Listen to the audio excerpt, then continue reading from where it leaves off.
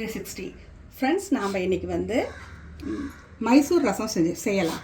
அதுக்கு என்ன தேவைன்னா, ஒரு 1.5 ஸ்பூன் வந்து தனியா, 1 ஸ்பூன் கடலைப்பருப்பு, 1 ஸ்பூன் மிளகு, 1 ஸ்பூன் சீரகம், 1 டேபிள் ஸ்பூன் வந்து தேங்காய் துருவல், 3 காஞ்ச மிளகா, கொஞ்சம் கருவேப்பிலை. இது சொல்லிட்டேன். கடலைப்பருப்பு சொல்லிட்டியா? சொல்லிட்டாங்க. இதெல்லாம் வறுத்து அரைக்கணும். சரி. அப்புறம் வந்து நம்ம வந்து புளி ஊற வச்சுருக்கோம். ஒரு லெமன் சைஸ், குட்டி லெமன் சைஸ் புளியை ஹாட் வாட்டரில் கொஞ்சம் ஊற வச்சுருக்கோம். இது கரைச்சிக்கிறதுக்கு தேவைப்படுறது. அப்புறம் ஒரு 2-3 ஸ்பூன் பருப்பு வந்து தோரம் பருப்பு வந்து வேக வச்சுருக்கோம். இதுக்கு யூஸ் பண்ணுறது அதுவும் வந்து தேவை. அது வேக வச்சு எடுத்து வச்சுட்டேன் ஃபஸ்ட்டு. சரி. இப்போ நாம் வந்து இதெல்லாம் வறுத்துக்கலாம். வறுத்து அரைக்கணும். இதெல்லாம் வறுத்து அரைக்கணுங்க. சரி. விட்டு அது கொஞ்சம் சூடானவுடனே இந்த தனியா போடலாம். கடலைப்பருப்பு 1 ஸ்பூன் சொன்னாயா, அதை போட்டுக்கோங்க.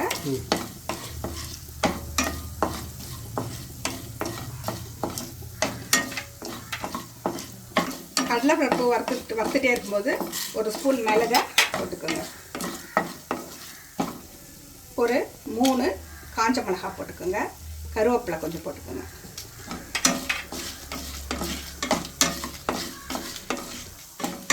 இப்போ வந்து ஃப்ரெண்ட்ஸ் தேங்காய் போட்டுக்கலாம். தேங்காவை போட்டுக்கோங்க.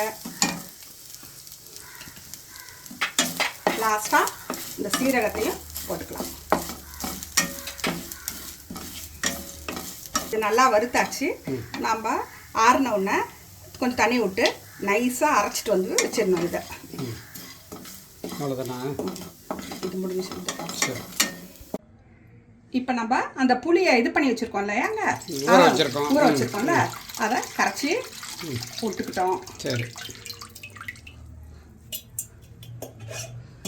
அப்புறமா ஒரு 2-3 ஸ்பூன் பருப்பு வேக வச்சு எடுத்து வச்சுருக்கேன். அது நல்லா இது நைஸாக்கி அந்த தண்ணியும் இதில் விட்டுக்கிறேங்க.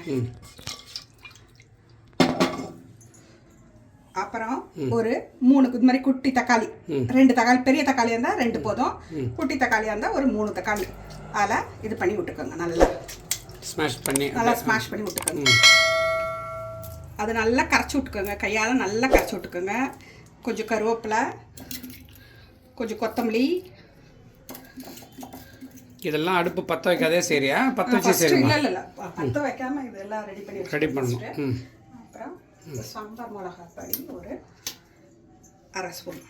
சாம்பார் மிளகா அப்படியா? ஆமாங்க, சாம்பார் மிளகாய் பொடி ஒரு 1/2 ஸ்பூன். இதெல்லாம் போட்டு நல்லா கரைச்சி ரெடியாக வச்சுக்கணும்.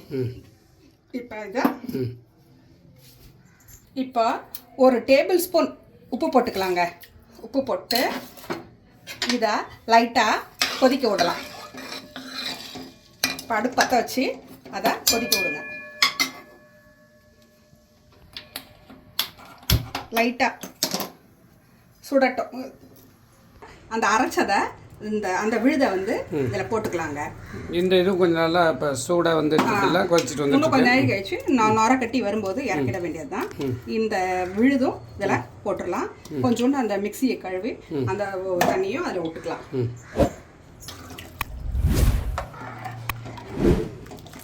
ஸ்மெல்லு செம்மையாக வருது. இப்போவே நல்லா செம்மையாக வருது. இல்லை, நல்லா இருக்குங்க இந்த ரசம். சூப்பராக இருக்கு. இந்த மாதிரி நுரக்கட்டி வரும்போது ஆஃப் பண்ணிடலாங்க. இப்போ ஒரு தாளிப்பு கொடுத்துடலாம். 1 ஸ்பூன் நெய் விட்டு நல்லா 1 ஸ்பூன் 1.5 ஸ்பூன் நெய் விடுங்க. கடுகு, வெந்தயம் போட்டு தாளிச்சுக்கலாம்.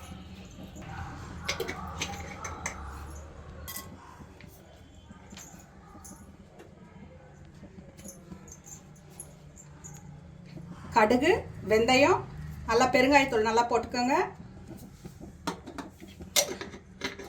காஞ்ச மிளகாய் இதெல்லாம் தாளித்து அதில் கொட்டிக்கங்க. இப்போ கொஞ்சோண்டு நாட்டு சக்கரை இல்லை வெல்லமோ அதில் போட்டு விட்ருங்க. நல்லா இந்த மாதிரி பொரிஞ்ச உடனே அப்படியே போட்டுக்கோங்க. தாளித்து போட்டுக்கோங்க. மேலே கருவேப்பிலை, கொத்தமல்லி. ஆமாங்க, மைசூர் சுவையான மைசூர் ரசம் ரெடி. சூப்பராக வந்திருக்கு. நீங்களும் செஞ்சு பாருங்கள். இந்த வீடியோ பிடிச்சிருந்தனா லைக் பண்ணுங்கள், கமெண்ட் பண்ணுங்கள், ஷேர் பண்ணுங்கள், சப்ஸ்கிரைப் பண்ணுங்கள். இன்னொரு வீடியோவில் சந்திக்கலாம். அதுவரை பாய்.